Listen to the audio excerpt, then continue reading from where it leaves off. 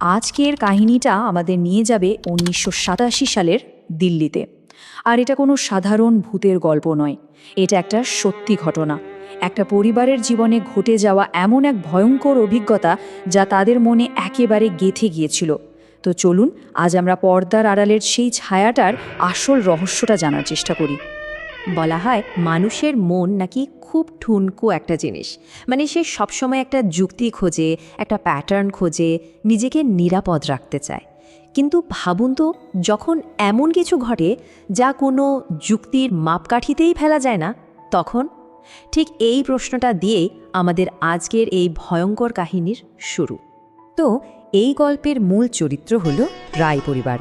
বাবা বিক্রম রায় রেলওয়েতে চাকরি করেন আর ভীষণ বাস্তববাদী একজন মানুষ। অন্যদিকে মা অনন্যা, তার ইনটিউশন বা ষষ্ঠ ইন্দ্রিয় ছিল বেশ সজাগ। তো ওনারা দিল্লির গান্ধীনগরে একটা বাড়ি খুঁজে পেলেন। বাইরে থেকে দেখলে মনে হবে একদম পারফেক্ট একটা বাড়ি, কিন্তু কে জানতো এই নিখুঁত চেহারার আড়ালেই একটা ভয়ঙ্কর সত্যি লুকিয়ে আছে। বাড়িতে প্রথম পা রাখার মুহূর্ত থেকে জানেন, অনন্যার মনে একটা অদ্ভুত অস্বস্তি, একটা খচখচানি শুরু হয়, যাকে বলে একটা নেগেটিভ ভাইব। কিন্তু বিক্রম, মানে উনি তো পুরোপুরি যুক্তির মানুষ, তার কাছে কম ভাড়ার এই বাড়িটা একটা দারুণ ডিল ছিল। তার মতে এসবই অনন্যার মনের ভুল বা কল্পনা। আর ঠিক এখান থেকেই শুরু হয় যুক্তি আর অনুভূতির সেই চিরাচরিত লড়াইটা। ব্যাপারটা যে শুধু অনন্যার মনের ভয় ছিল তা কিন্তু নয়, বাইরে থেকেও কিন্তু সাবধানবাণী এসেছিল। যেমন অনন্যার মাসি বলেছিলেন, শোন, আমি ওই বাড়িটা নিয়ে খুব একটা ভালো কথা শুনিনি। কিন্তু সবচেয়ে অদ্ভুত ছিল বাড়ির মালিক মিসেস শ্রীবাস্তবের ব্যবহার। তিনি একদম চুপ, তার ওই নীরবতাটা ছিল একটা দুর্ভেদ্য দেয়ালের মতো, যার পেছনে যে একটা ভয়ঙ্কর সত্যি চাপা দেওয়া আছে তা কে জানত। আর এরপরই ঘটল প্রথম সেই ঘটনাটা, যে ঘটনাটা পরিষ্কার বুঝিয়ে দিল ওই বাড়িতে তারা একা নয়। বিক্রম তখন অফিসের কাজে বাড়ির বাইরে রেবাড়িতে গেছেন। বাড়িতে অনন্যা একা, সাথে তার দুই ছোট ছোট বাচ্চা, আর পরিবেশটাও যেন কেমন ক্রমশ থমথমে হয়ে উঠছিল। হঠাৎ রান্না করতে করতে অনন্যা দেখলেন রান্নাঘরের দরজার পর্দাটা সরে গেল, আর একটা মানুষের মতো লম্বা ছায়া হেঁটে গেল পাশ দিয়ে। বুকটা ধড়াস করে উঠল তার। চোর নাকি? কিন্তু বেরিয়ে যা দেখলেন তাতে ভয়টা আরও বেড়ে গেল। পাশের একটা বন্ধ ঘর, যেটা বাইরে থেকে তালা দেওয়া, সেই ঘরটার ভেতর থেকে ছিটকিনি লাগানোর শব্দ এলো, অথচ দরজার মূর্ছে পড়া পুরনো তালাটা ঠিক যেমনকার তেমনই ঝুলছে। ওই রাতে অনন্যা চোখে আর ঘুম আসেনি।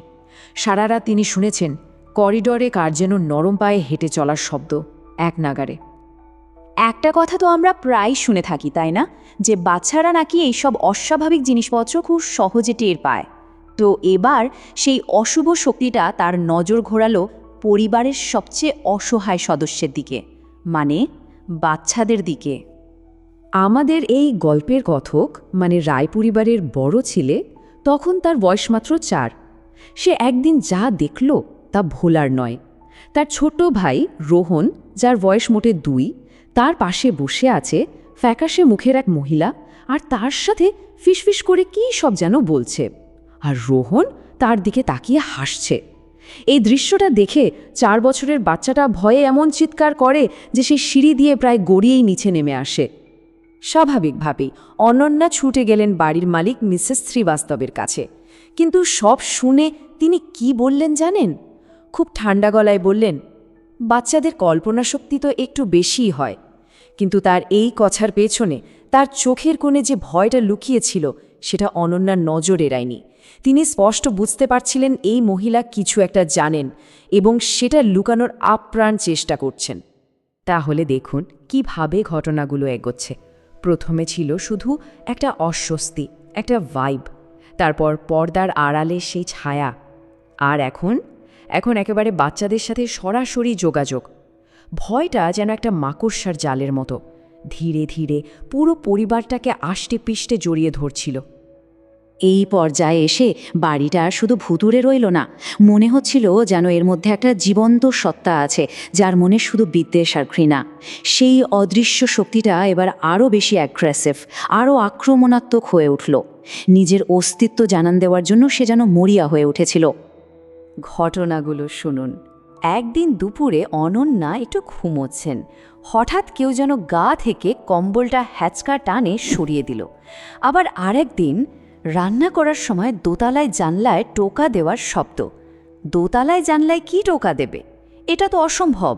কিন্তু সেই টোকা থামল না, বরং ধীরে ধীরে সেটা একটা ভয়ঙ্কর আঁচড়ানোর শব্দে পাল্টে গেল। আর তারপর জানলার কাচের ভেতর থেকে ভেসে এলো রাগে গড়গড় করা একটা গর্জন। এই গর্জন শুনে অনন্যা তো ভয়ে সিঁড়ি বেয়ে ওপরে ছুটে গেলেন। গিয়ে দেখেন তার 4 বছরের ছেলেটা ভয় কাঁপছে আর কাঁদছে। কাঁদতে কাঁদতে সে তার মাকে বলল, মা, ও ভেতরে কি করে ঢুকলো? ও তো বলছে আমাদের নিয়ে যাবে। মানে এবার আর কোনো রাগ ঠাকবি, সেই আত্মাটা তার আসল উদ্দেশ্যটা পরিষ্কার জানিয়ে দিয়েছে। আর এরপর এলো সেই ক্লাইম্যাক্স, সেই চূড়ান্ত মুহূর্ত, যে মুহূর্তে বিক্রমের মতো একজন ঘোর বাস্তববাদী মানুষের যুক্তির দুনিয়াটা একেবারে ভেঙে চুরমার হয়ে গেল। কারণ এবার সেই আত্মাটা নিজেকে প্রকাশ করল। শুরুটা হলো একটা ধাক্কা দিয়ে। বড় ছেলেটা বিছানায় বসেছিল, হঠাৎ এক অদৃশ্য শক্তি তাকে ধাক্কা মেরে নিচে ফেলে দিল। বাচ্চাটা তো অবাক। সে তার মায়ের দিকে তাকিয়ে জিজ্ঞেস করল, মা, তুমি আমায় ধাক্কা দিলে কেন? আর ঠিক সেই মুহূর্তেই অনন্যা তার কানের পাশে একটা বরফ ঠান্ডা ফিসফিসানি শুনতে পেলেন। কেউ যেন বলছে, এখান থেকে চলে যা, না হলে আমি সবাইকে মেরে ফেলব। এটা আর কোনো ভয় দেখানো নয়, এটা ছিল সরাসরি খুনের হুমকি। এক মুহূর্ত দেরি করেননি অনন্যা। ছেলেকে কোলে তুলে সিঁড়ির দিকে দৌড় দিলেন। কিন্তু এক অদৃশ্য হাত যেন তাদের দুজনেকে সজোরে ধাক্কা মারল। মা আর ছেলে দুজনে সিঁড়ি দিয়ে গড়িয়ে নিচে পড়ল। বাচ্চাটার মাথা ফেটে রক্তারক্তি কাণ্ড, আর ওই রক্তের দাগ বিক্রমের যুক্তির দুনিয়াটাকে যেন এক মুহূর্তে চুরমার করে দিল। সেই রাতেই বিক্রম যখন একা বসে আছেন, জানলায় আবার সেই টোকা দেওয়ার শব্দ। এবার তিনি নিজেই পর্দাটা সরালেন, আর যা দেখলেন তা তার জীবনের সবচেয়ে ভয়ঙ্কর দৃশ্য।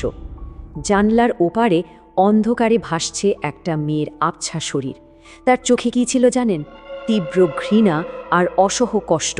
আর তার গলার স্বরটা বিক্রমের কানের ভেতর দিয়ে সোজা মাথার ভেতরে গিয়ে ধাক্কা মারল, যদি বাঁচতে চাস বেরিয়ে যা, নইলে তোদের সবাইকে আমি মেরে ফেলব। বলাই বাহুল্য, পরদিন সকালেই রায় পরিবার ওই বাড়ি ছেড়ে পালায়, প্রায় এক কাপড়ে। আর তারপরে প্রতিবেশীদের মুখ থেকে ধীরে ধীরে বেরিয়ে আসতে শুরু করে ওই বাড়ির পেছনের সেই ভয়ঙ্কর সত্যিটা। জানা গেল ওই আত্মাটি আসলে বাড়ির মালিক মিসেস শ্রীবাস্তবেরই 22 বছরের মেয়ে। সে এক ছেলেকে ভালোবাসত, কিন্তু পরিবার মেনে নেয়নি। সেই হতাশায় ওই তালাবন্ধ ঘরটাতেই সে নিজের জীবন শেষ করে দেয়। আর সবচেয়ে দুঃখের বিষয় কি জানেন? লজ্জায় আর লোকনিন্দার ভয়ে তার পরিবার তা ঠিকমতো সৎকার পর্যন্ত করেনি। সেই কষ্ট, সেই অপমান, সেই রাগ, সব কিছু নিয়েই তার আত্মা ওই বাড়িতে বন্দী হয়ে গিয়েছিল। কিন্তু গল্পটা এখানেই শেষ নয়। রায় পরিবার জানতে পারে তারা প্রথম শিকার ছিল না। তাদের আগেও একটা পরিবার এই বাড়িতে এসেছিল, এবং প্রায় একই রকম ভয়ঙ্কর অভিজ্ঞতার পর তারাও এই বাড়ি ছেড়ে পালাতে বাধ্য হয়েছিল। তাদের আগের যে ভাড়াটিয়া ছিল, তাদের ছোট ছেলেটা নাকি ছাদ থেকে পড়ে মারা যায়। আর হাসপাতালে তার জীবনের শেষ কথা ছিল, ও আমাকে ধাক্কা দিয়েছে। তার মানে ওই আত্মার হিংসতা নতুন কিছু নয়, এর ইতিহাস আরও পুরনো। এই ভয়ঙ্কর অভিজ্ঞতা রায় পরিবারের মনে যে গভীর ক্ষত তৈরি করেছিল, তা হয়তো কোনোদিনই পুরোপুরি শুকোয়নি। আর এই সত্যি ঘটনাটা আমাদের একটা কথাই বারবার মনে করিয়ে দেয়, কিছু দরজা থাকে যা একবার খুলে গেলে আর বন্ধ করা যায় না। কিছু স্মৃতি, কিছু ভয় আমাদের সারা জীবন ছায়ার মতো তাড়া করে ফেলে।